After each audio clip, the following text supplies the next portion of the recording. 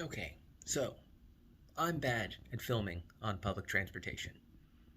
But the first few days of the trip looked something like this.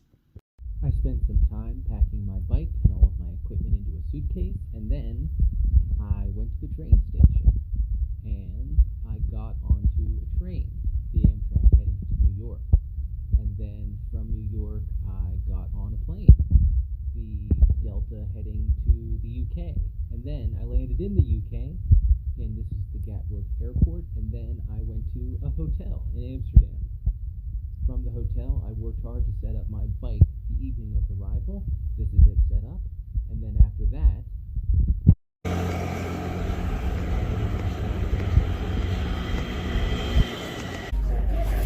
the next day we went out together to do some shopping. We rode around on the Amsterdam excellent system of public transportation, which looks something like this, and is actually relatively easy to navigate. After some extended shopping in Amsterdam yesterday, here's what we've ended up with. I've got myself a little back pad, and plenty of water storage, 1.5 liters there on the front, and I'm heading off to Amsterdam right now. And here I am in Amsterdam. This is the Secure Biking, immediately downtown, just a little bit north of the Dam Square.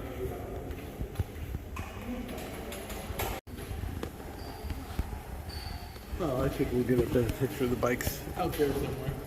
Oh, certainly.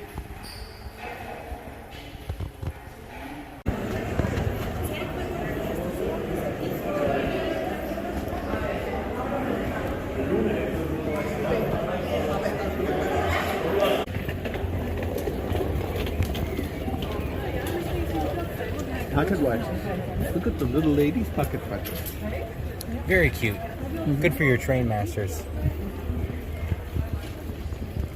Actually, I have a couple of there are actually regulations about the watches that the train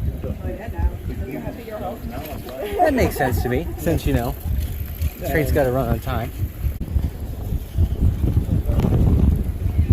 This is maybe 2 blocks from the city center, and it is incredibly pretty.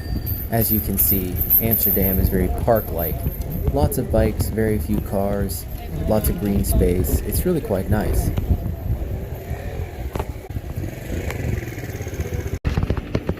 And off to the Rijksmuseum, one of the most famous museums in Europe. It's right there. There we go. Out of juice? Perish the thought. It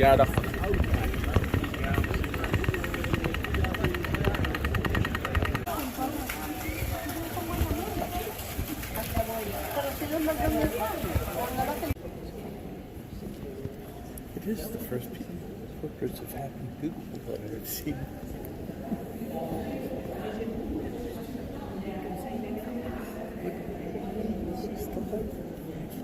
I think it's because their hats are so big they can't possibly be not pleased with themselves.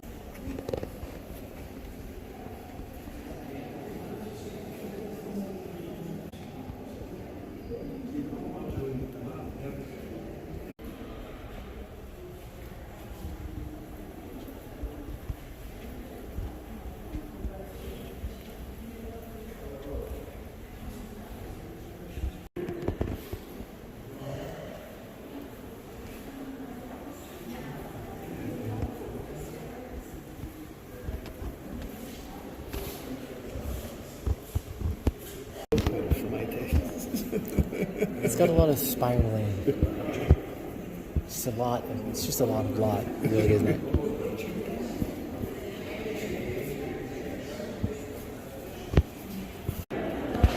Here's the crowd around the 4 Van Gogh paintings, which you can just see in the back. And back onto the street again after the Rijksmuseum. We are on our way back to a new hotel tonight. We'll get our bikes out of storage and head over there now.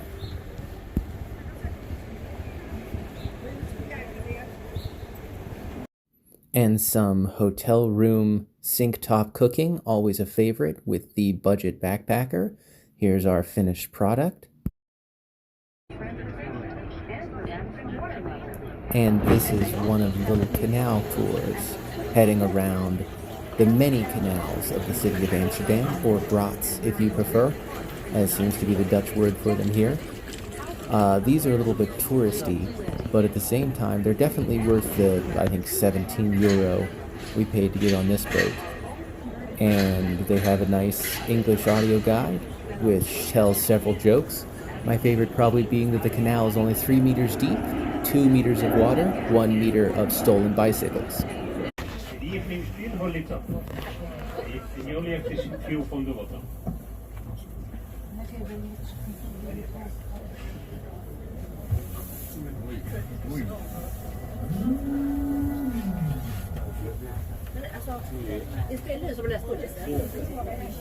Oh, well, that's very nice, isn't it?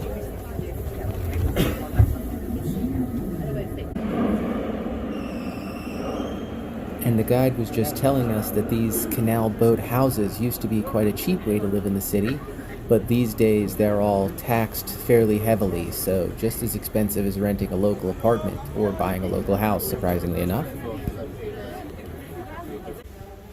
And here we are at the very end of the Rembrandt house, which is quite the visit. And packed up at the train station heading out of town. And here is a beautiful row of bicycles just outside of the city. This is on the commuter line.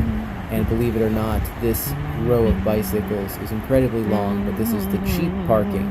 There is an incredible number of bicycles under our feet right now, one of the largest underground bicycle parking garages in the world.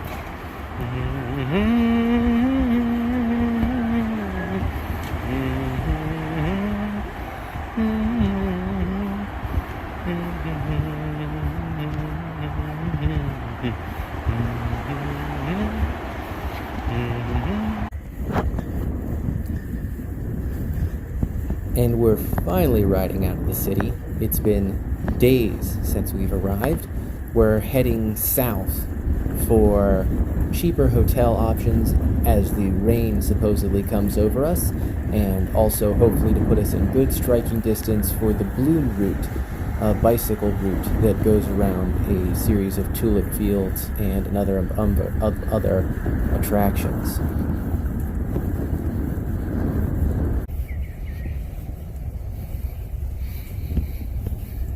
And we're riding out of Amsterdam through one of the largest parks in the city. This is acres and acres that looks exactly like this, and it is beautiful. Absolutely gorgeous out.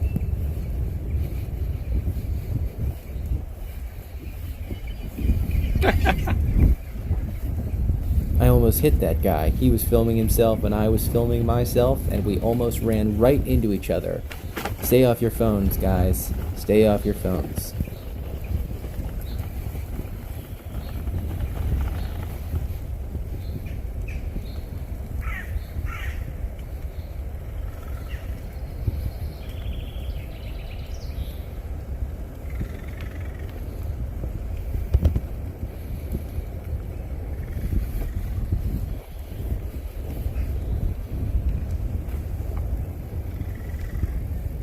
In 200 meters, turn left. Oh, I guess I'm turning left here.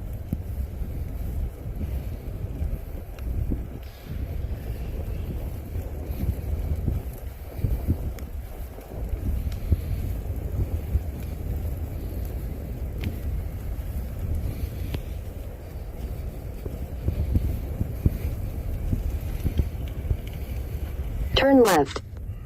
There is absolutely nowhere to turn left here, you'll notice.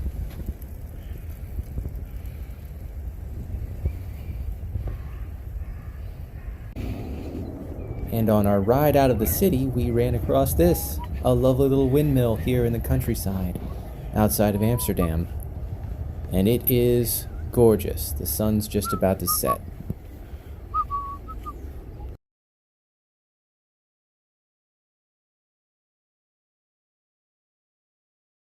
Here's our first little section of riding that we've done on this trip so far.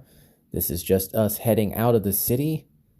I believe we stayed at the Blue Maison hotel or a bed and breakfast, which is, as you can see, well outside of the city. And we made it just in time to make dinner in the room before tomorrow.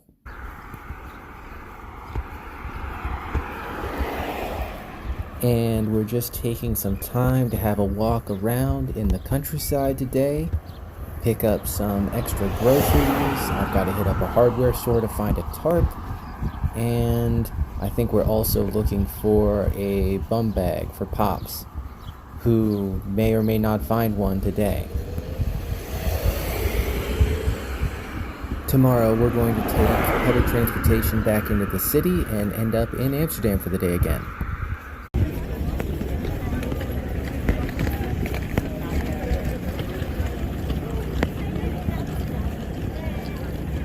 I think we should cross here.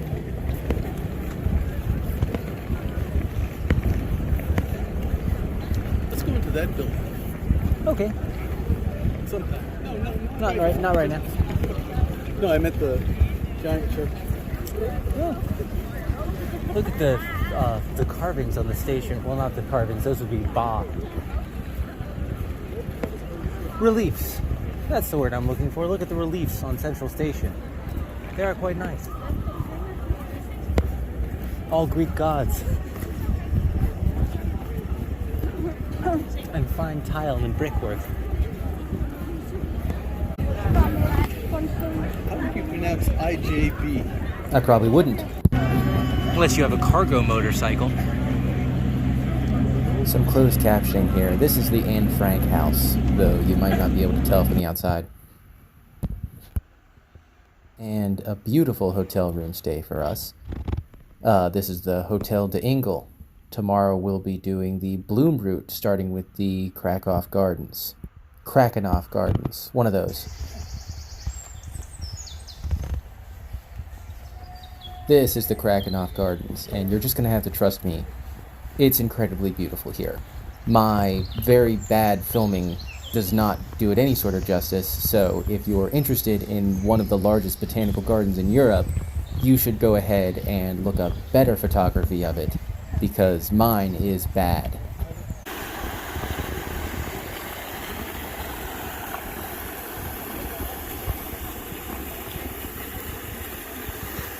I think we should sit in two of those chairs, throw the other one over the fence and pronounce judgment.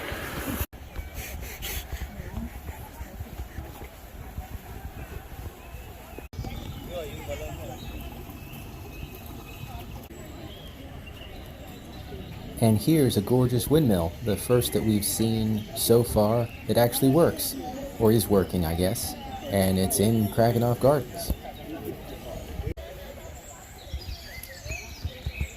These are gorgeous. This is what I expected from the Rose Garden in Amsterdam's Rose Garden, is something like this.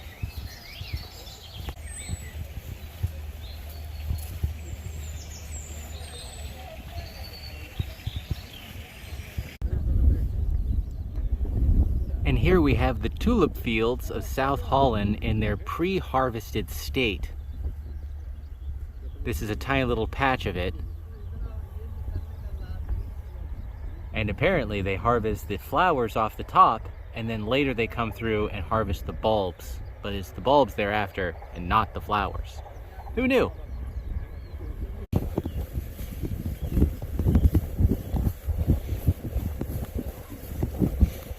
Just having a ride through this small nature preserve to the sea in South Holland.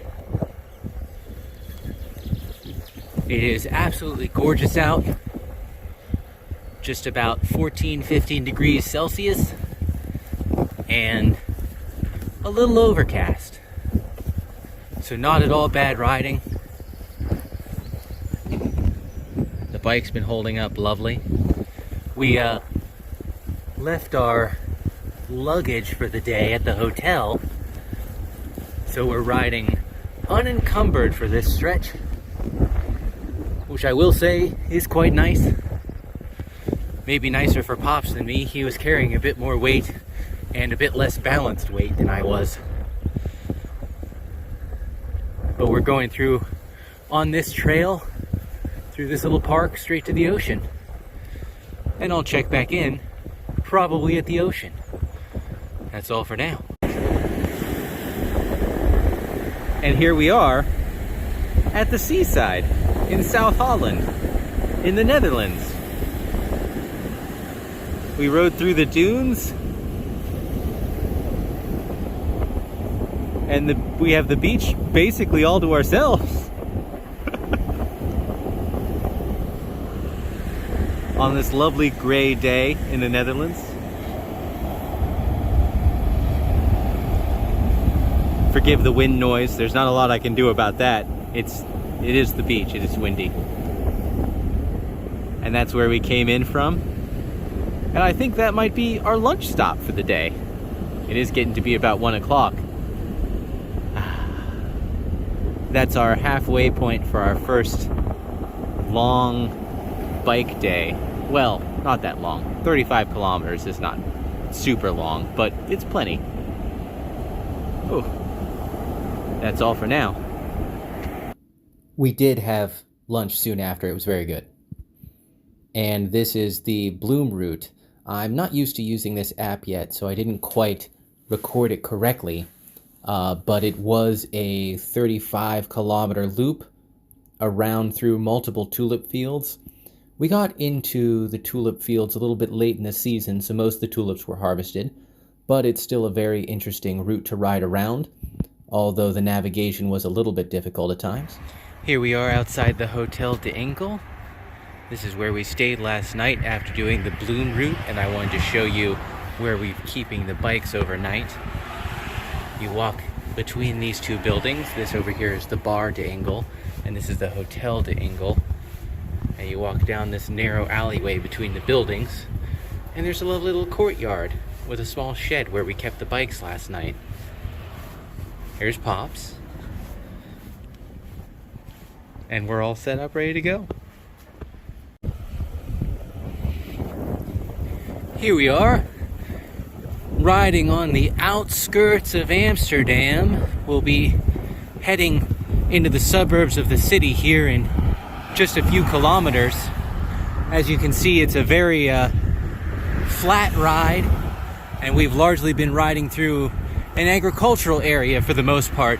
So lots of little farm stands and lovely garden ways, wide open fields and canals, and extremely good cycling infrastructure. You can see here is the bicycle road, and over there, quite separately, is the car road, and never the twain shall meet.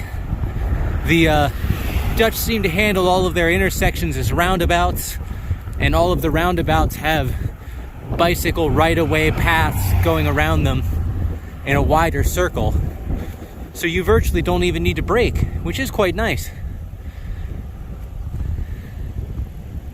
Over there in the distance looks like a large hospital complex. Oh no, that's the airport. The same airport I flew in on, in fact. The bicycle is going quite nicely. We just stopped for a short ice cream break.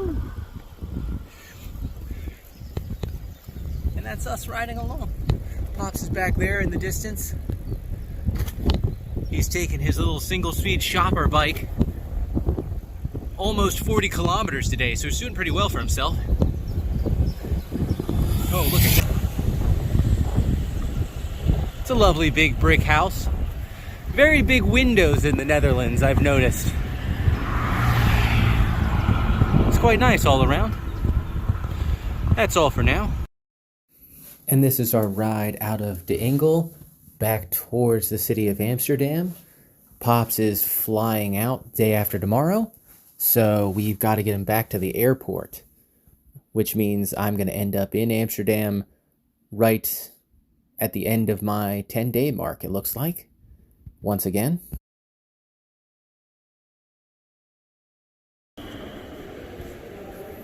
And back to the Rijksmuseum, it looks like today.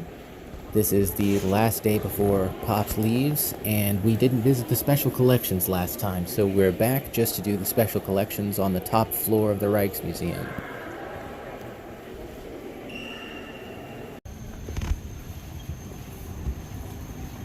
Oh, the Diamond Museum. Become a diamond expert. Never been a fan of diamonds. Yeah, it's artificial. Yeah. I wonder what they say if you go in there and say, I hear De Beers is just hoarding all of the diamonds. It's the only thing that makes diamonds still valuable. Yes. They probably say yes. Working, isn't it? Everybody continues to buy diamonds. And here we are. In the Diamond Museum. I was delighted to find out that the giving one's fiancé a diamond as an engagement ring was completely the product of De Beers. Yes, and an extremely recent development. Yeah, it was like early 20th century. Yeah. Not at all traditional, just Yes. advertising, Yes. good advertising. And still being done as far as I know. Here we are, stopped on the ride between Lies and Amsterdam. And I wanted to stop and show you Pops' bike real quick. As you can see, it's a classic Dutch design with chest-high handlebars and a relaxed seat, a single gear with a fully enclosed chain, which he's put his panniers on the back of, along with his sleeping mat and laptop bag. I'm really enjoying this large center stand. That seems quite stable. So not a bad purchase at the Krenslookwinkel, or the Dutch second-hand store, aside from the fact that it weighs probably 3 times as much as my bike, which is over here. Bigger wheels though.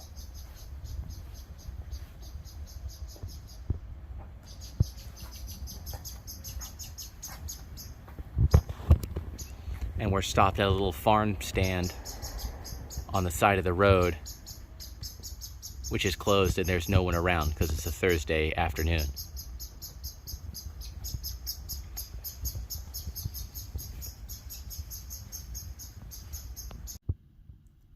And there you have it. That brings us up to now. So Pops left last night at around 4 in the morning to get to his plane out tonight, which was about 5 in the morning. And I'm alone in the Netherlands. Specifically, I'm alone just south of the city of Amsterdam. Yeah, south, I think. Regardless, today I'll be heading almost directly north through the city of Amsterdam once again, and on to the rest of the Netherlands. I'm going to continue updating this as I go along. I've been burning through my budget a lot more than I anticipated. So I expect to be camping and eating ramen a lot for these next 10 or 20 days, at least till the end of the month.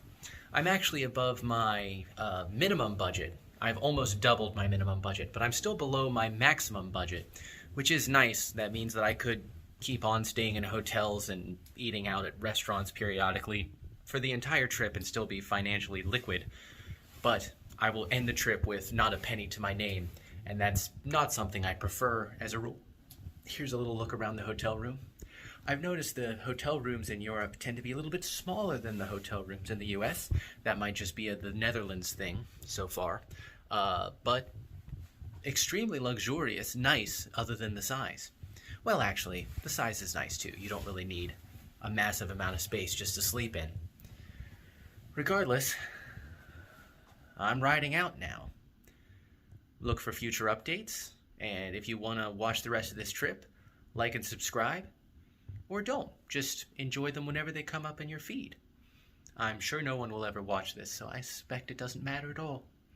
Have a nice day.